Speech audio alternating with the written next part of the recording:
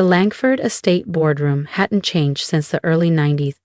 The same glossy walnut tables stretched across the room, its surface reflecting decades of backroom deals and bitter family debates. The walls displayed photos of charity galas and business milestones, portraits of pride and polished facades. I wasn't in any of them. My name is Rachel Langford, though at family functions I'm mostly referred to as the one who bailed. I'm 33 now, but to them I'll always be the rebellious 20-something who rejected her inheritance to chase pipe dreams in tech. Today's urgent family summit had been called at the Langford Vineyard in Napa, supposedly to address financial adjustments. What they didn't know was that the vineyard and the entire Langford portfolio was already under new control. Mind. I sat at the far end, unassuming in a navy blazer, listening as my Uncle Gerald huffed through his quarterly slideshow. "The numbers are dismal," he grumbled, slapping his palm against the screen. "We're bleeding cash across every division." My cousin Drew, fresh out of Wharton and already a senior VP, rolled his eyes. "It's a rough patch. We'll recover, the Langfords always do." If only he knew the board now took its marching orders from ArcLight Holdings, a firm I'd built and used to gain quiet, complete control of Langford & Co. through shadow subsidiaries and discrete acquisitions. "The logistics division is worthless," my older sister Claire chimed in, barely looking up from her gold-plated tablet. "Might as well sell it for scraps." I bit the inside of my cheek to stop from laughing. The logistics unit was the most promising tech-adjacent asset we had. Under ArcLight, we'd embedded AI-driven systems that were already drawing investor attention in Silicon Valley. "What's so funny?" Gerald snapped, glaring down the table. "You find the situation humorous, Rachel?" The room tensed. Even Claire paused mid-scroll. "I was just considering solutions," I said evenly. Gerald scoffed. "Solutions? From you? The one who walked away from the family trust to play founder in some garage?" They had no idea. But they were about to. 5 years ago, I turned down the position of brand strategy director, a fancy title with no real power. It was a pacifier, a distraction to keep me from asking too many questions, while my cousins played executives. Instead, I took my inheritance and founded ArcLight Holdings, targeting tech-based turnarounds and hidden value acquisitions. I leaned back slightly in my chair. "I do have some experience in corporate restructuring," I said evenly. Drew chuckled. "Experience? You mean your little startup in a co-working space downtown? This is Langford & Co., Rachel. It's a billion-dollar legacy. Leave the serious work to the professionals." I almost laughed. My real office spans the top 3 floors of the Monarch Tower, an elite space they've never been invited to. The shared workspace was a ruse, a calculated move to stay underestimated. My father, seated quietly at the side, shifted. He'd stepped down as CEO last spring, yielding control to Uncle Gerald despite my warnings. Dad never had the spine to challenge his older brother. "Rachel's company, ArcLight, has done well," he said hesitantly. "Maybe we should listen." "Done well?" Gerald scoffed. "Max, your daughter is pretending to be a CEO while the rest of us run a real company. She's a disappointment and you know it." That word, disappointment, always struck the same nerve. I'd heard it after proposing digital integration, after declining to marry the CFO's son, after choosing independence over nepotism. Claire let out an exaggerated sigh. "Can we wrap this up? I have a lunch meeting at the pavilion." I glanced at my watch. 3 minutes to go. The acquisition paperwork was already signed. Langford & Co. would officially become a subsidiary of ArcLight Holdings before their dessert menus arrived. "The logistics division isn't the problem," I said, locking eyes with Gerald. "Your entire model is obsolete. You're losing market share because you're allergic to change." Gerald slammed his hand on the table. "I've run this company on your grandfather's principles: discipline, tradition, control." I thought of my grandfather, the bold strategist who pioneered hybrid shipping lanes before it was mainstream. He would have backed me, not clung to outdated methods. "And that," I said quietly, "is why you're failing. The world evolved. You didn't." But Langford & Co. is crumbling because you're too arrogant to adapt, I said, my voice low but steady. Enough, Uncle Gerald bellowed, his face turning a shade too close to crimson. You lost the right to criticize this company the day you walked away. You're worthless to this family, worthless to this business.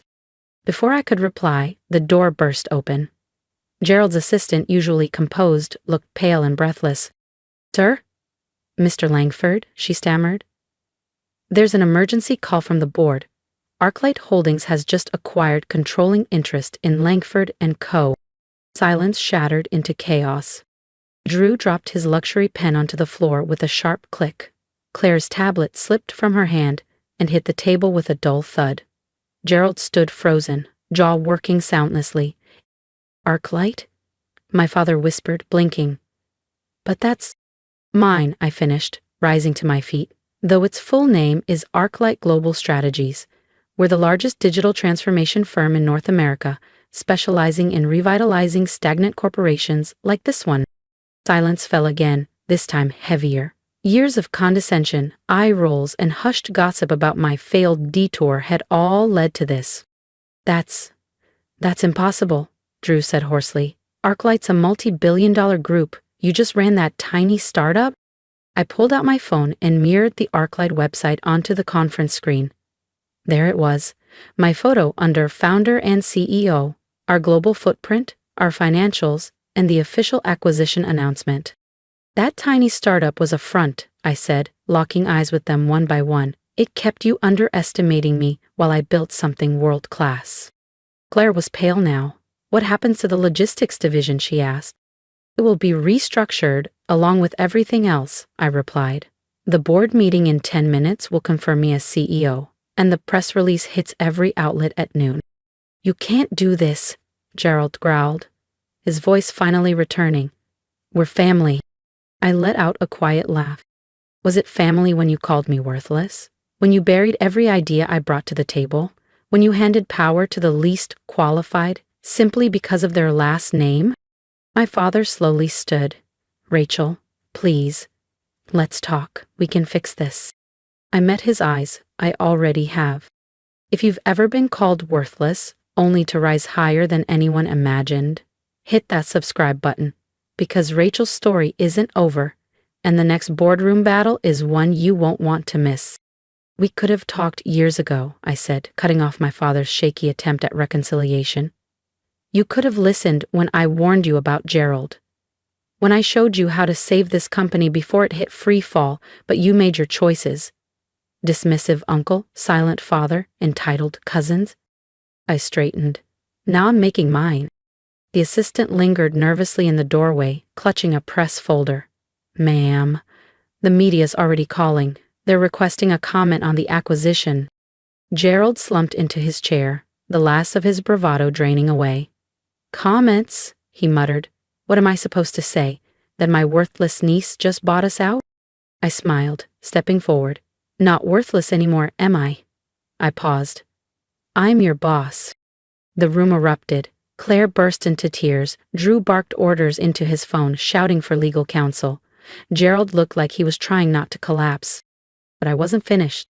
I walked to the head of the table, his seat, now mine, set down my laptop and opened the restructuring files. Let's begin. I have a few thoughts about revamping the logistics division. The same relatives who once laughed behind my back now sat in stunned silence as I outlined my vision. My company. My rules. The disappointment had just taken command. The board meeting that followed was swift. My majority ownership left no room for debate. By noon, the press release was live.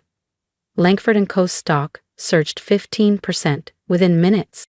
The market had spoken, and it welcomed change. My family, however, was in pieces. This is illegal, Gerald thundered, pacing the boardroom like a caged bull. You had to cheat somehow. Everything was by the book, I replied smoothly. Maybe if you'd read those quarterly reports instead of giving keynote speeches at golf retreats, you'd have noticed Arclight buying up stock. Claire was texting her legal team in a panic. It was pointless. I'd sealed every loophole. Your Chief Innovation Officer title is revoked. I added calmly. And Drew's VP role? Terminated. You can't fire us, Drew shouted. We're Langfords. So am I said, cool and clear. The Langford you all called worthless? How does it feel, I asked quietly, to be fired by someone you all called worthless? My father sat silently in the corner, shoulders slumped. He looked older than I'd ever seen him. Where did we go wrong, he muttered. How did we not see this coming? You saw what you wanted to see, I answered. A difficult daughter who wouldn't follow the script. It never crossed your mind that I wasn't rejecting the game? I was rewriting the rules. At that moment, my assistant Catherine stepped into the room. Ms. Langford, the transition team is standing by. The auditors are ready to begin. Uncle Gerald visibly paled. Auditors? Of course, I said, smiling. We'll need to assess the full extent of damage your leadership caused, starting with those club memberships charged to corporate, personal expenses disguised as business development, and those generous loans to family members. Gerald's mouth opened, but no words came. You tear apart your own family, Claire whispered. You never treated me like family, I replied. You treated me like a liability, a stain to be hidden or controlled. Now you'll finally know what it's like to have no control. My phone buzzed. The first wave of changes had gone live. Catherine, please have security assist my family. They'll need to vacate their offices immediately. This isn't over, Gerald barked, though his voice shook. The family won't stand for it. The family, I said evenly, sold their shares years ago. Arclight now owns 58% of Langford & Co. I own your titles, your futures, and every secret you thought you'd buried. As security arrived, I turned to my father. You can stay on, as an advisor, but only if you're ready to listen this time. He stared at me, really seeing me for the first time. When did you become so powerful? I always was, I said. You just never looked close enough. The next week was a storm of reform. The dusty old Langford logo came down, replaced by a sleek modern design. The logistics division, once mocked, became our crown jewel. Nepotism was replaced by merit. Innovators took the reins. Naturally, the family didn't go quietly. Gerald tried rallying shareholders, only to discover they'd already cashed out. Claire tried leaking gossip, but it was drowned out by headlines about Arclight's bold reinvention. Drew tried a different approach. He showed up at my new corner office, the one that used to be his. Come on, Rachel, he said, attempting charm. We're family. Surely we can work something out. I've changed. I leaned back in his old chair and studied him. Have you? Drew began, his voice faltering. What lesson would that be? That I underestimated you. That we all did. But we can fix this. We can make it a real family company again.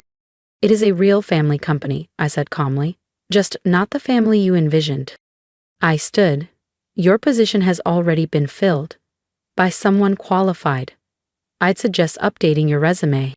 He left in tears, another first in Langford family history. The audit confirmed everything I suspected. Years of corruption, unchecked nepotism, and self-dealing.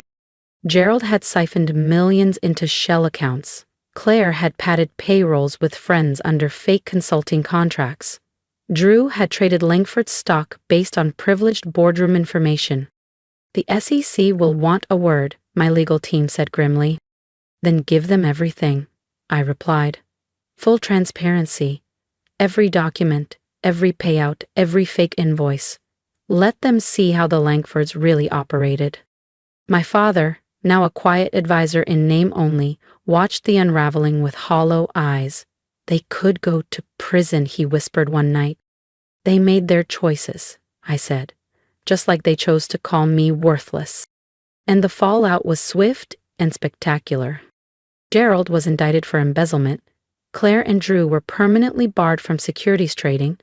The Langford name, once equated with privilege and power, now trended with scandal and disgrace. But through the wreckage, Arclight thrived. Our stock doubled in a month.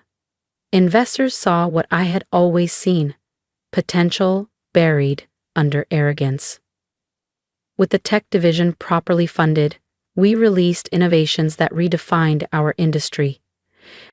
The culture shifted from inheritance to innovation, from legacy to leadership. 6 months after the takeover, I sat in my office reviewing quarterly reports. The top floor view was breathtaking, but I wasn't looking at the skyline. I was staring at a framed photo on my desk, the last Langford Christmas before I left, everyone beaming with pride, and me slightly apart, already planning my rebellion. Catherine entered quietly. "Your uncle's sentencing is tomorrow. Will you be attending?" I thought for a moment. Gerald would face a judge, his power gone, his empire in ruins. "No," I said softly. "I have a company to run." She nodded, then paused at the door. "Oh, one more thing. The new boardroom family portraits just arrived. Would you like me to hang them?" Catherine asked softly, referring to the new boardroom photos. "Take down the old ones," I instructed. "This isn't a family company anymore. It's something better." That evening, long after the office had cleared out, there was a quiet knock at my door. My father stepped in, shoulders stooped, eyes tired. But behind the weariness, there was something else. Pride. "I underestimated you," he said simply. "We all did. Can you ever forgive us?" I leaned back, the weight of years behind my silence. "Forgiveness was never the goal," I replied. This wasn't revenge.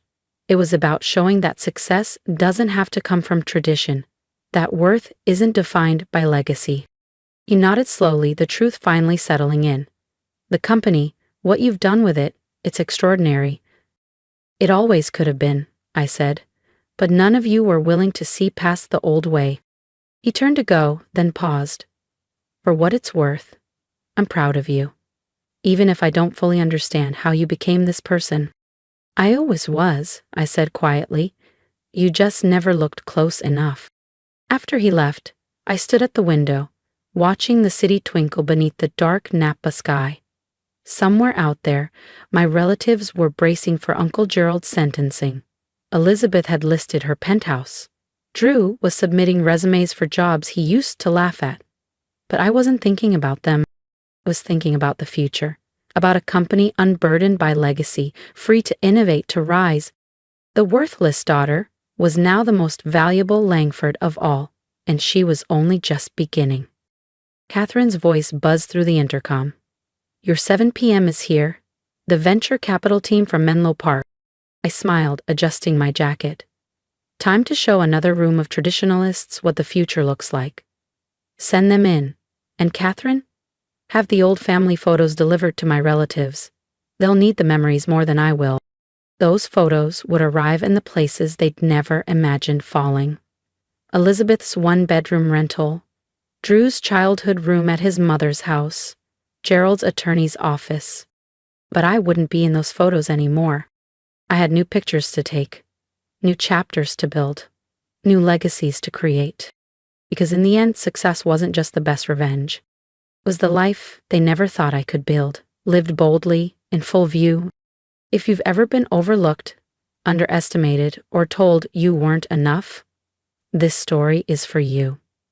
I was once the worthless one too, but I turned doubt into drive and built something undeniable. I'd love to hear your story. Drop a comment below.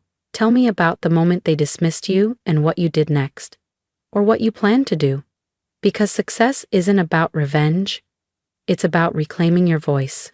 And if my journey resonated with you, hit that subscribe button. Let's keep building a community of quiet strength, bold ambition, and unstoppable resilience. Your comeback starts now.